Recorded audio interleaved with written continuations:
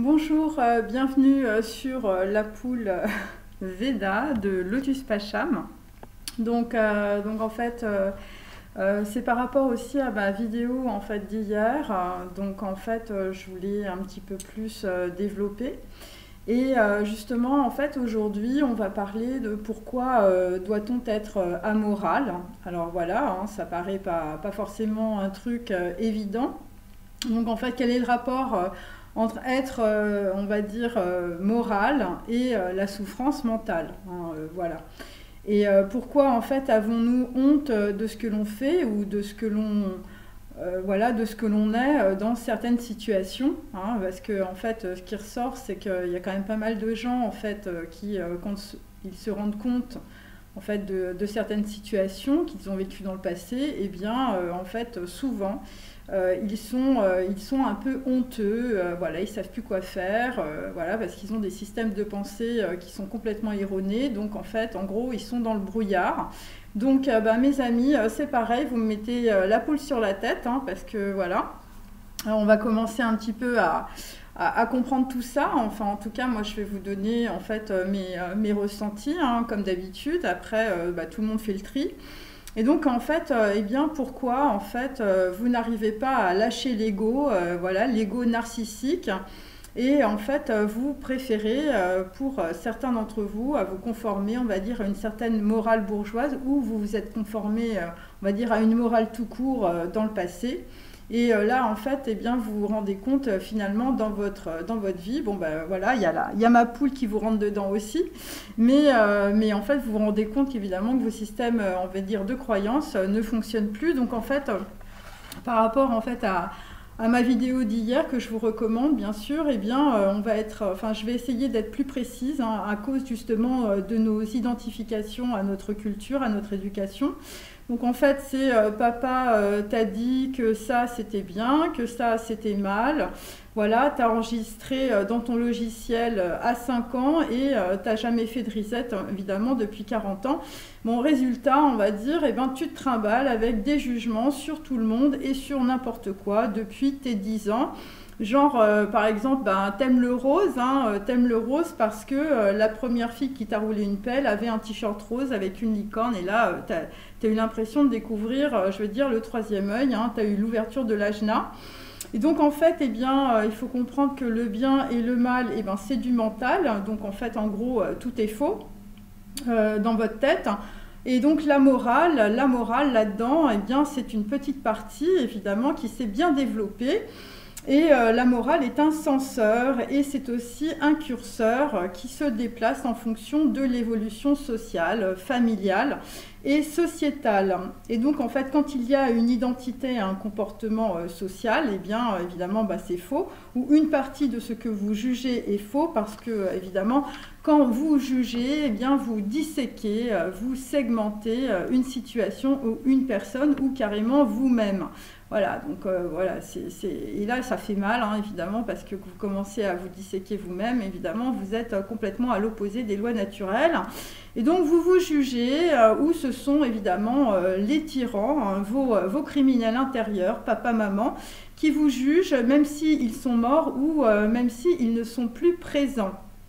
Et donc en fait, eh bien, vous vous rendez compte à un moment donné de votre vie, vous êtes un peu comme un infirme mental, hein, vous êtes un handicapé de la vie, parce que vous ne pouvez pas voir le monde tel qu'il est, sans vos jugements de valeur erronés, sans que vous disiez, on va dire dans votre fort intérieur, c'est bien, c'est mal, cette fille elle est bien, cette fille elle est mal, ce mec est un vicieux, cette fille est un vicieuse, c'est une salope, c'est un pervers narcissique, enfin bon, voilà, je vous passe un petit peu tout ça. Donc voilà, le problème, c'est que vos parents et d'autres avant eux ont imposé à votre cerveau, à votre mental, un système de croyances ultra rigide, voilà, basé sur la morale bourgeoise. Et bon, ça en l'occurrence c'est pour les cathos. Bon, moi je parle de ce que je connais, hein, bien sûr.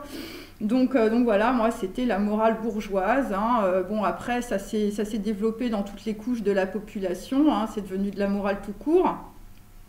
Et donc ça mélangé avec évidemment un peu de catho, voilà. Bon après si vous êtes musulman, bah, c'est pareil, hein, vous avez mis vos imams là-dedans, vos nadis, vos tout ça, enfin vous avez fait un petit mélange. Donc tout le monde a fait son petit mélange de son côté, hein, il n'y a pas simplement que les cathos.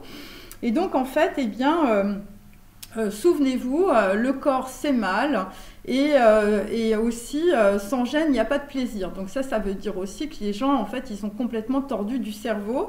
Hein, voilà, donc c'est les mensonges, il y a des gens qui vont au bordel, voilà, et après on fait un petit tour chez le curé. Hein, je veux dire, ça fait des générations que ça dure. Donc ça, c'est la morale bourgeoise, en tout cas, c'est celle que je connais bien, moi, perso. Hein. Après, vous faites votre mélange de votre côté avec votre culture. Et donc, en fait, on peut dire que cette morale, eh ben, c'est un sketch qui a créé des drames.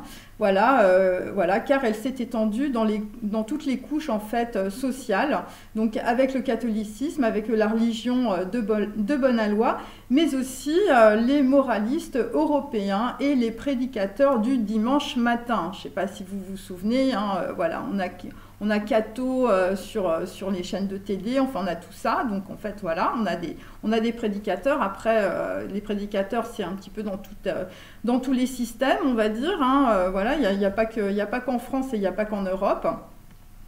Et en tout cas, nous en tout cas, les Français, nous sommes toujours les champions du monde hein, pour imposer des systèmes de pensée, de dissection ultra sophistiqués. Et donc voilà, les moralistes du XVIIe siècle, eh bien, ils ont poussé comme des champignons hein, à la cour des rois de France, où il y avait évidemment un très bon terreau, hein, voilà, de sexe, de poison, de parties fines et beaucoup de décadence. Donc en fait, ces moralistes, souvent écrivains, hein, voilà, ils avaient beaucoup de talent, prospérèrent, on va dire, dans les différentes cours, on va dire, françaises, mais aussi européennes, et proposèrent des réflexions sur les mœurs, les usages, les coutumes, les caractères. Alors on se souvient, nous en France, des caractères de La Bruyère, et aussi une certaine façon de vivre. Hein. Voilà, souvenez-vous des essais de Montaigne. Voilà, le mec, il avait la trouille au cul de mourir, donc il a écrit les essais de Montaigne, il a essayé de faire un truc là. Et donc en fait, nous avons donc par exemple aussi le solitaire Blaise Pascal, donc voilà, qui aussi, lui, il a rajouté sa couche. Et donc, en fait, bon, je vais vous en citer en tout cas quelques-uns. Donc, il y a Montaigne avec les essais, il y a La Rochefoucauld avec ses petites maximes. On a La Bruyère avec les caractères de La Bruyère. Voilà, il nous décrit des petits personnages. C'est très marrant, c'est très rigolo et c'est très moralisateur. Et vraiment, quand on lit ça, après, on dit, dis donc, voilà, si je suis comme ces personnages-là, ça va pas aller. Et on a aussi évidemment notre grand ami La Fontaine. Hein. La Fontaine, alors là, c'est pas La Fontaine de Trévis, hein, mais bon, quand même, lui aussi nous en a remis une bonne couche.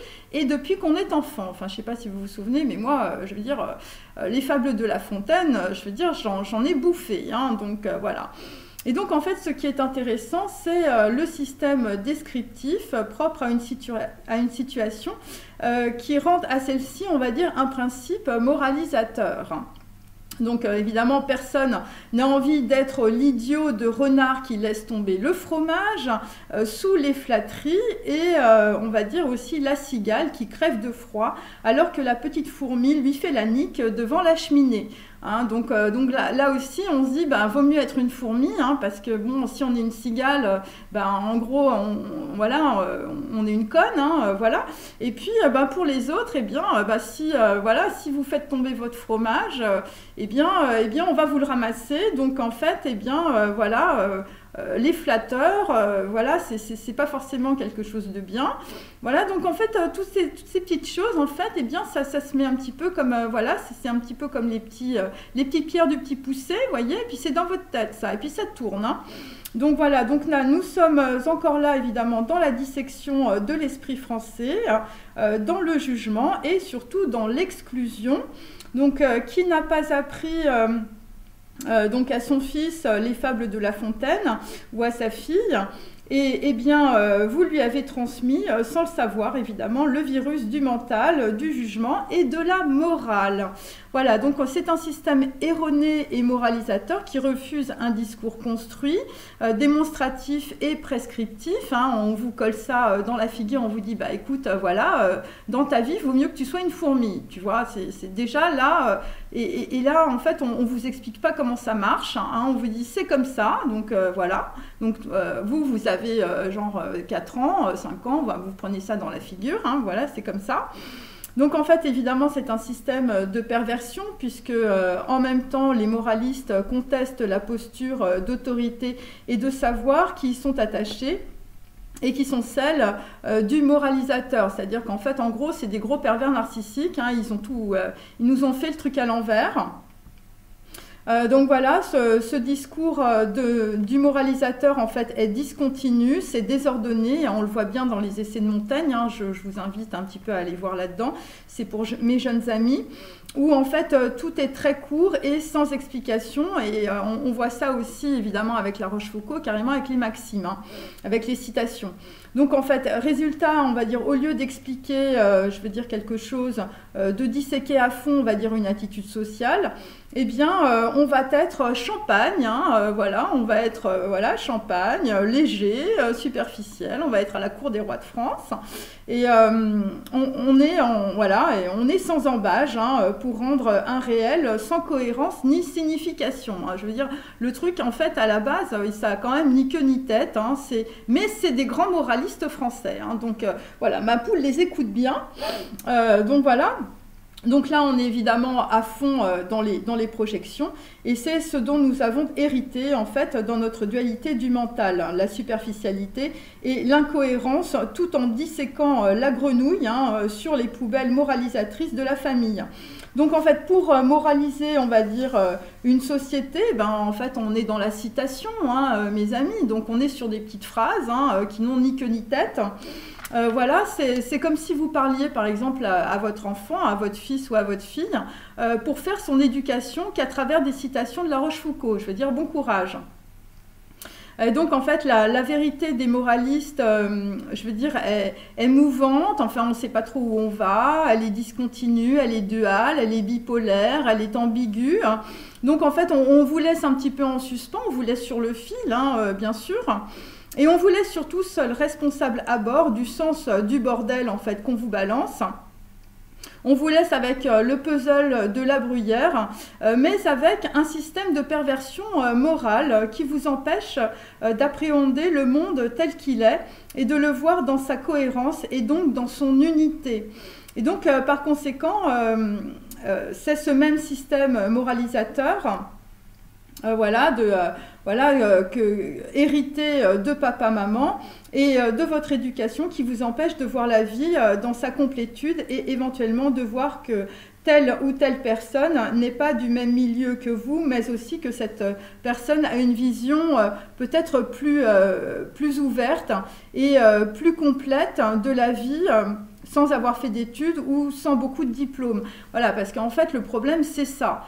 C'est-à-dire qu'à partir du moment en fait, où on vous met dans une petite boîte, hein, on met votre petit cerveau dans une petite boîte, et bien en fait, tout ce qui vient de l'extérieur, et ben en fait, puisque vous ne le comprenez pas, puisque ça ne rentre pas dans votre boîte, et ben en fait, vous allez le mettre de côté, ou vous allez faire des jugements erronés, des trucs qui ont ni queue ni tête, vous allez vous baser sur les citations de La Rochefoucauld, vous allez vous baser sur les moralistes du XVIIe, hein, que vous avez hérité dans votre cerveau, dans votre dualité du mental, et puis voilà, donc là en fait en gros vous êtes dans le brouillard, mais c'est pas grave, pour vous, vous avez l'impression que tout est bien, tout est propre, tout est clair, hein, on vous a dit que les moralistes français, c'était des gens qui étaient instruits, hein, bien sûr, donc voilà, vous vous basez sur ce qu'on vous a dit, hein, et puis quand c'est papa-maman qui vous ont remis des couches pendant toute votre enfance, et vous faites pas de risette, hein, donc en fait vous êtes toujours là-dedans, hein, même quand vous avez 30 ans, même quand vous avez 40 ans et plus. Et donc évidemment, quand il y a une personne évidemment qui n'est pas de votre milieu ou qui n'est pas de votre culture ou qui n'est pas de votre pays qui arrive, et ben là, je veux dire, c'est le choc des cultures. Hein, et ça veut dire ce que ça veut dire. Hein. Il y a une nana qui parle japonais et puis le mec qui parle français. Alors évidemment, personne ne se comprend.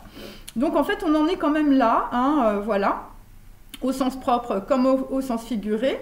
Et donc, en fait, eh bien, pour d'autres, eh bien, vous vous rendez compte que vous vous êtes serré le sexe dans un étau, dans l'étau de la morale bourgeoise, et d'autres, et vous vous rendez compte qu'ailleurs, eh bien, les gens vivent tranquillement, sans avoir besoin de compte en banque. Hein. Enfin, je veux dire, on est un petit peu là-dedans. Hein. Donc, en fait, voilà, donc chacun sa prison, mes amis, et puis il y en a d'autres qui vivent tranquilles et ils n'ont pas besoin de vous, et ils ne sont pas du tout ni dans la dualité du mental, ni, en fait, dans vos systèmes, je veux dire, de moralistes ou de moralisateurs. Hein. Donc en fait, le degré de détachement des systèmes moralisateurs est proportionnel au niveau de l'identification du mental. Voilà, c'est-à-dire qu'en fait, vous êtes à fond dans les identités. Hein, voilà, on vous en a tellement collé, je veux dire, à un moment donné, ça fait boule de neige.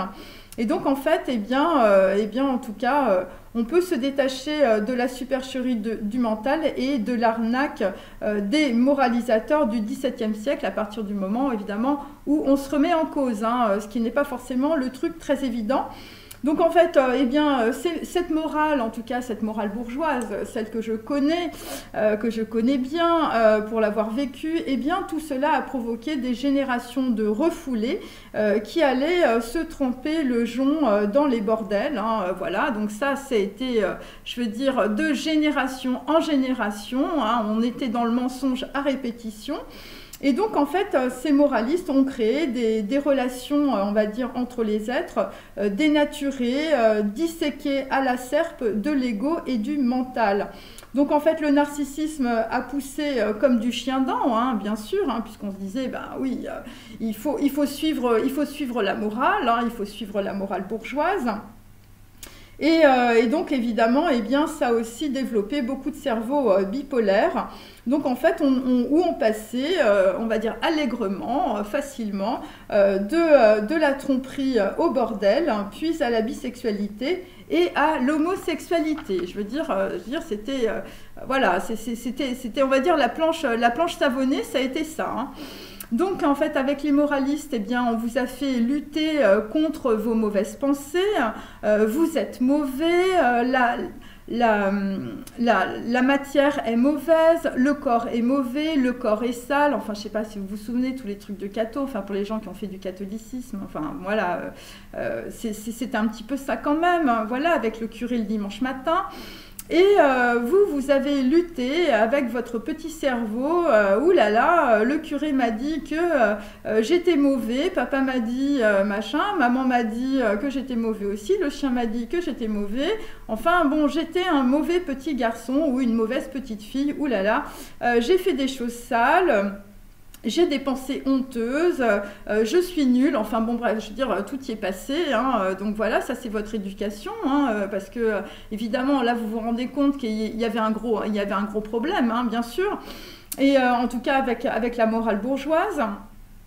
Et donc en fait, eh bien, plus je pense à de mauvaises pensées, plus j'ai de mauvaises pensées. Alors c'est assez intéressant justement de voir cela, parce que évidemment, plus vous pensez à de mauvaises pensées, plus en fait les mauvaises pensées arrivent. Bah oui, c'est quantique, hein. C'est comme ça que fonctionne votre cerveau.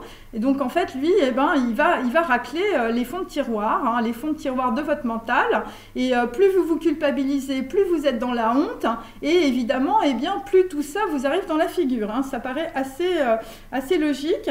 Et donc vous, eh ben, qu'est-ce que vous avez fait? Vous avez lutté, hein. Vous étiez là, oui, voilà, j'ai des mauvaises pensées, je lutte. Et évidemment, bien plus vous luttez, plus ça s'est arrivé, évidemment. Et en tout cas, on vous a bien traumatisé avec la morale sociale.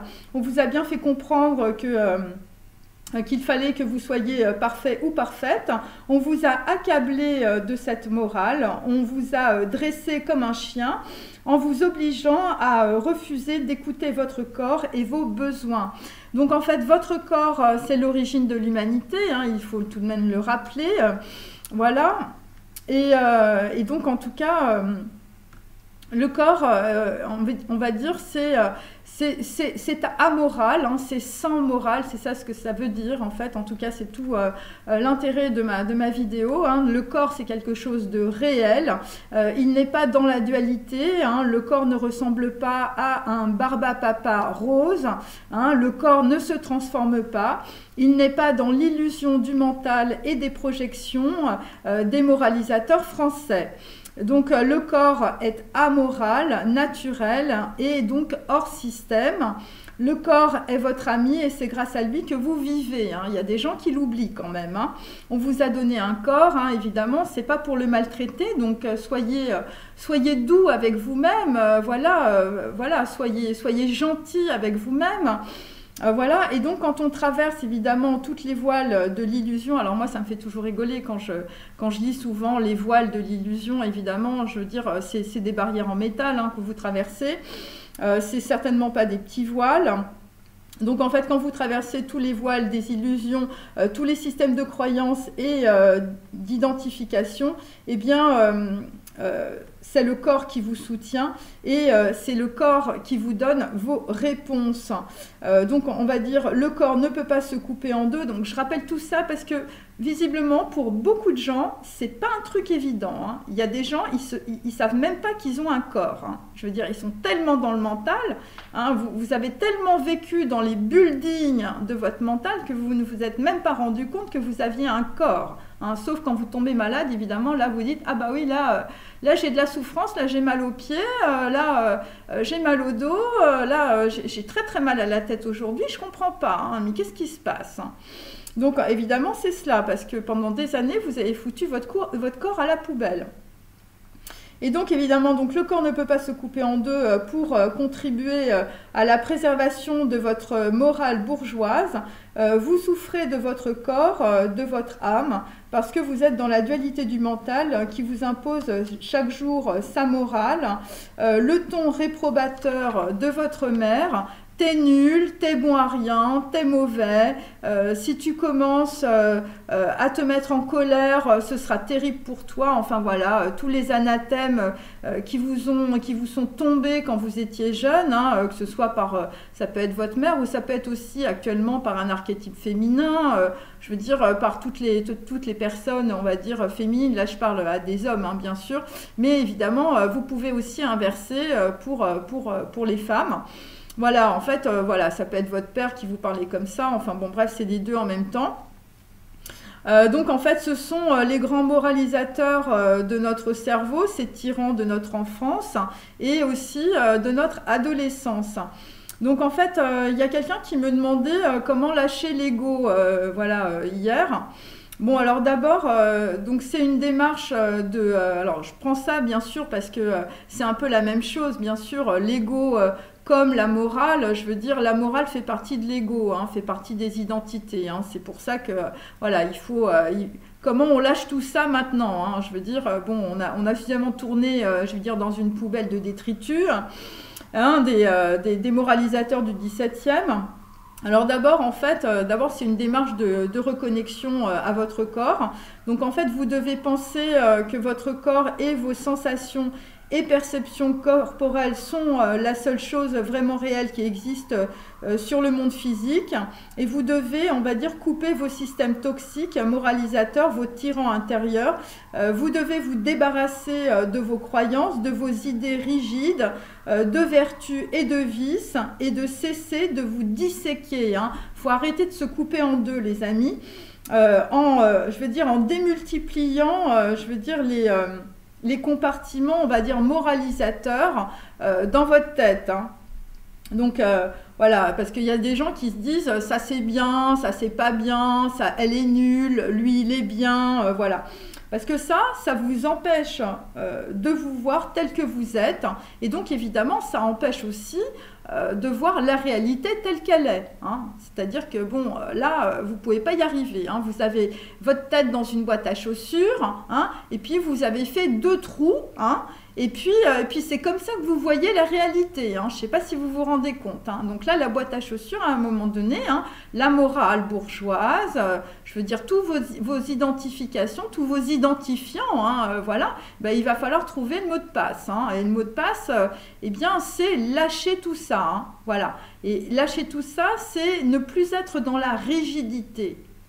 Donc en fait, vous avez créé, de par votre éducation avec de multiples identités, un système moral, donc à votre mental, et vous avez très peur évidemment de le perdre, hein, voilà, parce que vous vous accrochez comme un mort-la-faim à votre système, hein. Je veux dire, le truc il a été construit, le truc il vous a protégé pendant des années, de Pierre, Paul et Jacques, du chien, de votre mère, tout ça.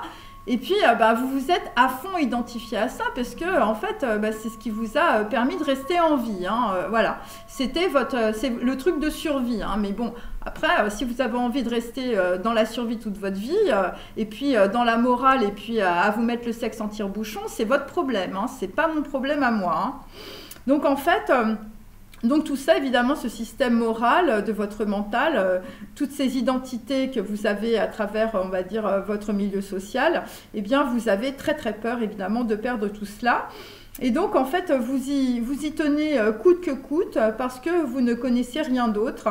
Voilà, et ça, c'est le problème, hein, c'est la pauvreté mentale. Voilà, parce que vous connaissez rien d'autre, donc vous vous accrochez à ce que vous connaissez, hein. Et visiblement, ce qui peut se présenter, je veux dire, que vous ne connaissez pas, eh bien, vous le rejetez, hein. Je veux dire, c'est automatique, hein. Vous êtes seul sur votre île, et puis, dès qu'il y a des gens qui arrivent, je veux dire, vous sortez les canons, hein. C'est un petit peu ça.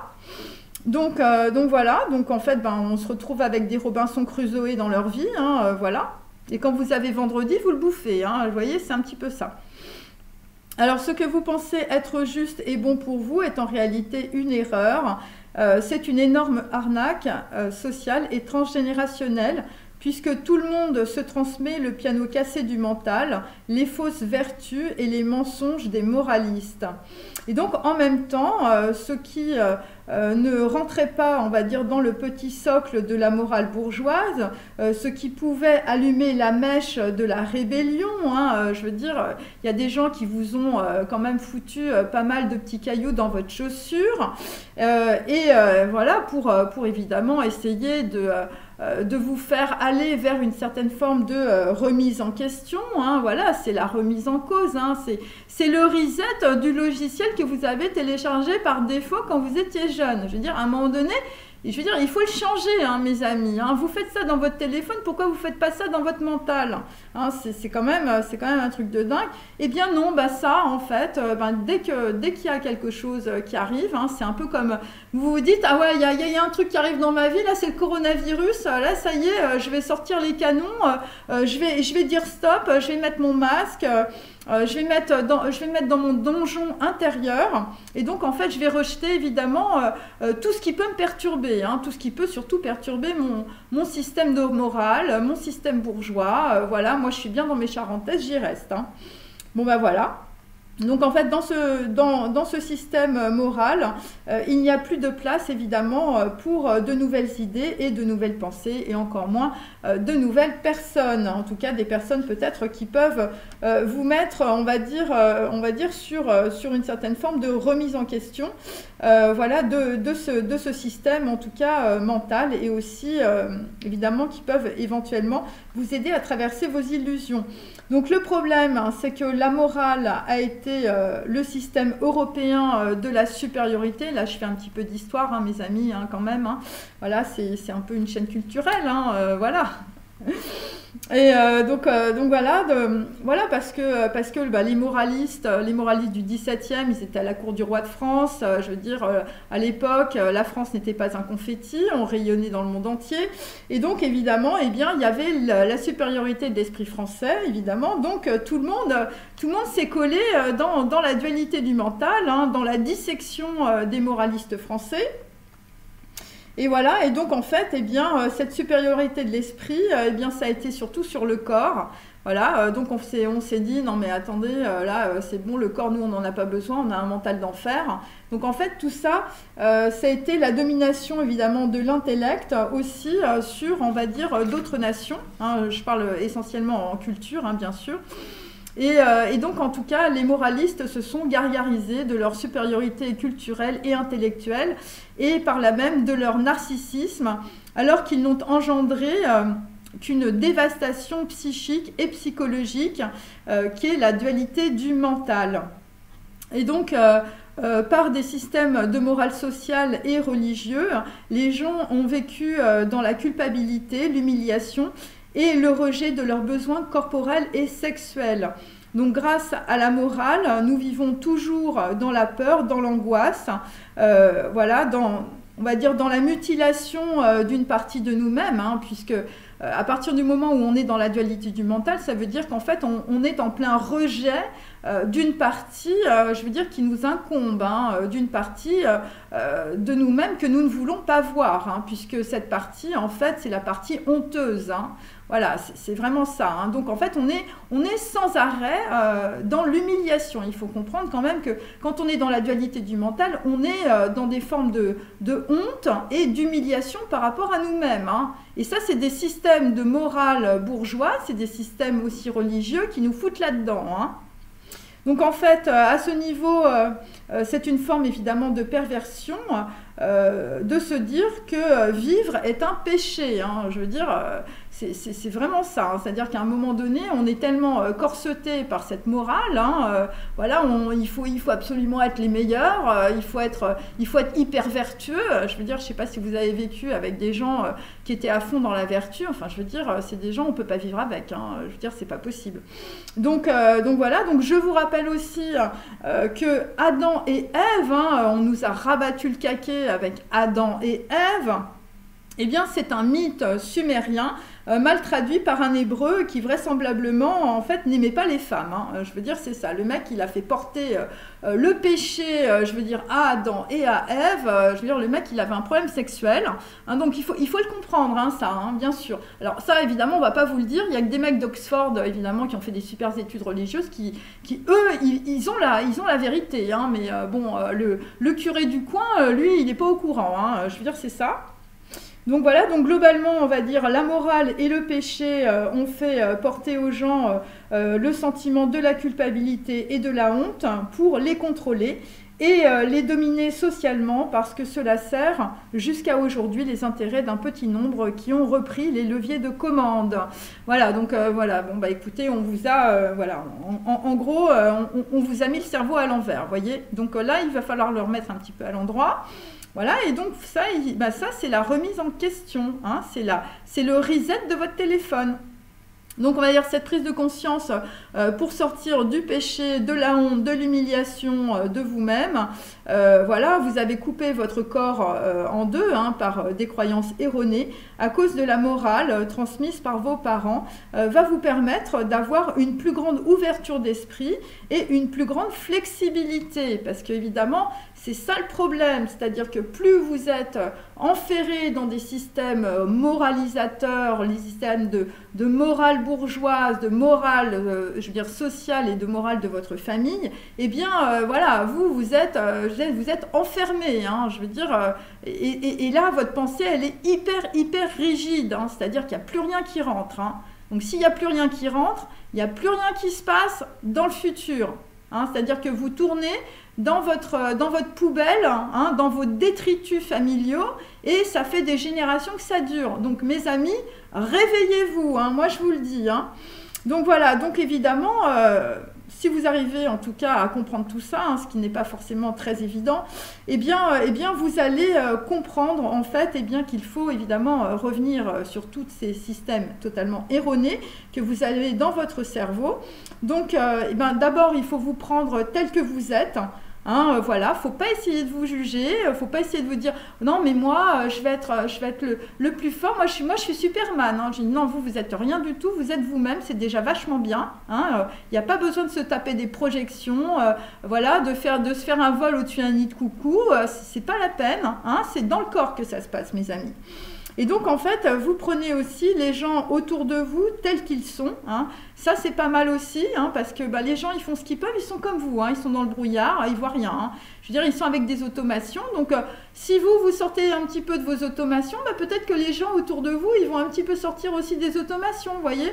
Si vous n'êtes plus dans le mensonge, peut-être qu'on vous dira moins de conneries. C'est un petit peu ça, vous voyez. Je veux dire, la vie est un reflet, mes amis. Et les gens en face de vous, c'est des reflets. Donc, plus vous leur dites la vérité, plus vous allez avoir aussi vos réponses. Et plus, peut-être que vos enfants, les gens qui vous entourent, peut-être qu'ils vont dégager. Et puis peut-être qu'il y en aura d'autres qui seront là pour vous dire les choses. Parce que là, visiblement, si vous n'avez pas fait votre reset, vous n'êtes pas prêt, en tout cas, à les entendre. Et c'est ça le problème, vous voyez. Donc, en fait, tant que vous êtes, on va dire, dans votre bain de détritus familiaux, avec vos systèmes de pensée, vos croyances erronées, voilà, tout ce que vous avez engrammé depuis votre enfance, c'est clair que là, il ne se passe rien. Ça s'appelle la roue du karma chez les yogis. Donc voilà. Donc en fait, cette morale cause sur vous-même et sur les autres d'énormes souffrances. Donc il faut être souple, compréhensif, soyez doux avec vous-même, dites les choses clairement, regardez les situations avec un regard neuf et telles qu'elles sont, sans les filtres moralisateurs. Voilà, ça c'est vraiment la chose la plus importante, parce que plus vous allez, on va dire, nettoyer votre intériorité, on va dire, de tous ces systèmes de pensée, vous n'êtes pas responsable, on vous les a collés. Donc, ce n'est pas la peine de vous identifier à des trucs, en fait, qui vous viennent de votre transgénérationnel. À un moment donné, il faut faire le tri, vous voyez, il faut tout mettre par terre, il faut faire le tri en ce que éventuellement vous voulez garder et ce que vous voulez jeter. Voyez, et plus vous allez vous rendre compte que tous ces systèmes de pensée sont complètement erronés, plus vous vous êtes identifié à ça, donc ça vous a mis dans une énorme arnaque, l'arnaque de votre vie, c'est ça. Voilà, il faut tout jeter, il faut pas être dans le narcissisme, mes amis, il faut pas être dans les gants en disant « Oh non, moi c'est pas possible, jamais je me trompe, Non, ça n'existe pas. » Si, là tu t'es planté, mon coco, donc voilà, ça a été l'arnaque dans ta vie, ça a été l'arnaque sur ton mariage, ça a été l'arnaque sur tes enfants, ça a été l'arnaque sur tout. Alors, soit tu continues dans ton arnaque et dans tes mensonges, soit en fait tu te dis, il faut se remettre à zéro et puis il faut commencer sur de nouvelles bases. Et la première base, en fait, c'est d'être honnête avec soi-même, c'est d'être dans la sincérité et c'est d'être dans son authenticité. Voilà, c'est comme ça que ça se passe. Donc évidemment, il faut extirper de vous-même, en fait, les jugements, les faux comportements vertueux, parce qu'il y a des gens qui sont quand même je veux dire, ils ont mis énormément de masques, vous vous êtes énormément protégés. Et donc, en fait, il faut laisser les commentaires moralisateurs qui nourrissent aussi votre narcissisme. C'est tous les gens, évidemment, qui vous ont ciré les pompes, les psys qui vous disaient « Ah, mais oui, oui, t'es une victime. » Voilà, tous les gens, en fait, qui vous passaient de la brosse à reluire sur tous vos comportements. Enfin bon, après, il y en a plein aussi sur Internet. « Ah ouais, vous inquiétez pas, votre mec, il va revenir. Ah ouais, vous inquiétez pas. Ah bah oui. Il est pas revenu là, mais il reviendra plus tard. » Enfin, vous voyez, il faut arrêter quand même la brosse à reluire. Je veux dire, il faut regarder les choses telles qu'elles sont dans la vie. Et à un moment donné, il faut savoir avancer simplement avec ce qu'on a. Il ne faut plus être dans les projections, ça ne sert à rien et ça vous met dans la souffrance. Donc en fait, l'être humain n'a pas besoin de morale, vous l'aviez compris, je pense. Pour exister, ni aucun système religieux ou on va dire spirituel ou paraspirituel. Voilà, vous n'avez besoin de rien. Tout est dans votre corps, mes amis. Vous êtes vous-même l'essence de la représentation du divin, ne l'oubliez pas. Il faut comprendre en fait que, on va dire, les scientifiques en fait ne voient qu'une partie de l'humain, bien sûr. Voilà, ils n'ont jamais compris, en fait. C'est pas parce que vous analysez le cerveau que vous avez tout compris au corps. Voilà, y a plein de choses comme ça. Donc, en fait, il faut arrêter de donner, on va dire, tout pouvoir à des gens qui ne voient qu'une petite partie de la réalité. Alors au XVIIe, on a fait ça avec les moralistes, hein, on a vu ce que ça a donné sur notre cerveau, hein, on est arrivé sur une dissection de la dualité du mental complètement dingue, hein, où on a des gens qui se mettent un sexe dans un étau, et puis de l'autre côté, maintenant, eh bien, on a les scientifiques, hein, les neurosciences, hein, comme on les appelle, hein, ou les psychiatres, les psychanalystes, hein, des gens aussi qui nous ont foutu le cerveau à l'envers, hein.